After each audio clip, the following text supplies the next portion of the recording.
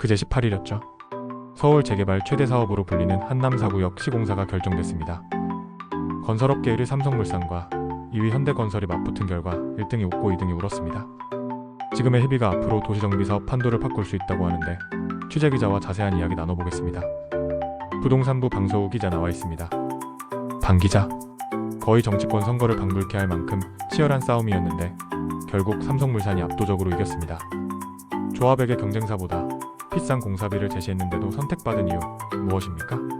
한남사구역은 강북 한강변 노른자 입지에 한남 뉴타운 중에서도 일반 분양 비율이 높아 사업성이 우수한 현장으로 꼽힙니다. 총 사업비만 1조 5천억 원에 달하고요. 따라서 한강 조망권과 차별화된 설계가 주된 승부처였습니다.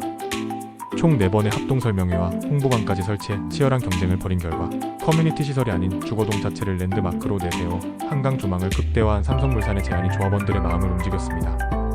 현대건설의 스카이브리지는 한강변 최대 길이를 자랑하긴 하지만 스카이브리지 자체가 새로운 설계는 아닌 반면 삼성물산의 원형주동은 정비사업 최초로 도입되는 설계이기 때문입니다.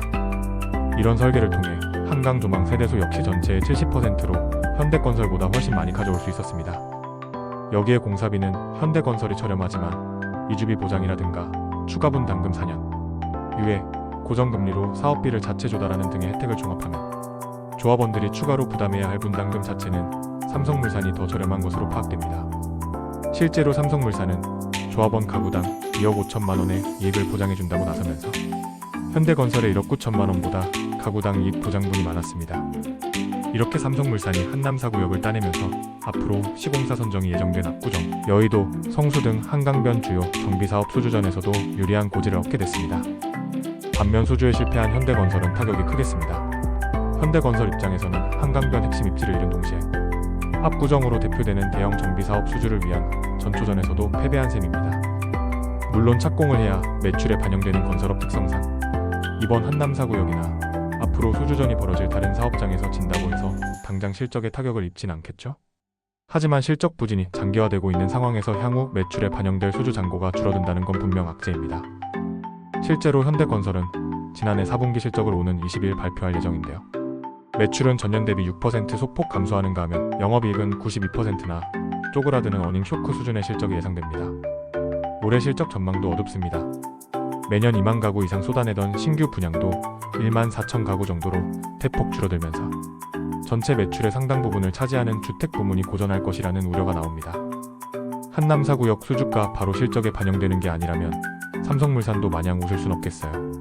한남사구역이 아직 사업시행인가를 받기 전이니까 사업시행인가와 관리처분인가, 이주와 철거까지 거치고 나면 빨라도 5년 뒤에나 착공이 가능할 전망입니다. 압구정을 비롯해 삼성물산이 군침을 흘리고 있는 한강변, 다른 사업장들의 실적 반영 시점은 당연히 더 늦을 수밖에 없죠. 그리고 앞으로 있을 수주전에서 유리한 고지를 점했다고 해서 수주가 확실한 건 아니지 않습니까? 그렇다면 당장 먹고 살 게 많은가? 그것도 아닙니다. 삼성물산의 올해 분양 예정 물량은 1천 가구로 지난해 물량의 20%에 불과합니다. 그동안 선별 수주를 이어오며 체급이 비슷한 다른 건설사에 비해 분양이 많진 않았지만 1천 가구는 사실상 집 장사를 접은 수준이라는 게 전문가들 분석입니다.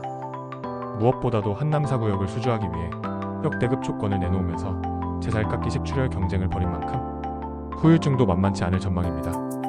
거의 모든 정비구역은 공사비가 예상을 초과하기 마련이고 이에 따른 조합과의 분쟁이나 수익성 문제가 불거진다면 승자의 저주를 우려해야 할 수도 있습니다. 건설업계 큰형님들도 이런데 중견건설사들은 더 힘들 것 같습니다. 국내 50위권 신동학건설에 이어 지난주에는 경남을 대표하는 대적건설이 법정관리를 신청했습니다. 따라서 지난해 4월 태영건설의 워크아웃 개시 이후 불거졌던 건설업계 위기설이 다시 고개를 들고 있는데요. 실제로 지방뿐 아니라 수도권까지 미분양 한파가 덮치면서 계약률이 저조한 사업장이 적지 않습니다. 계약률이 30%에도 못 미치는 대규모 사업장도 있다고 하고요.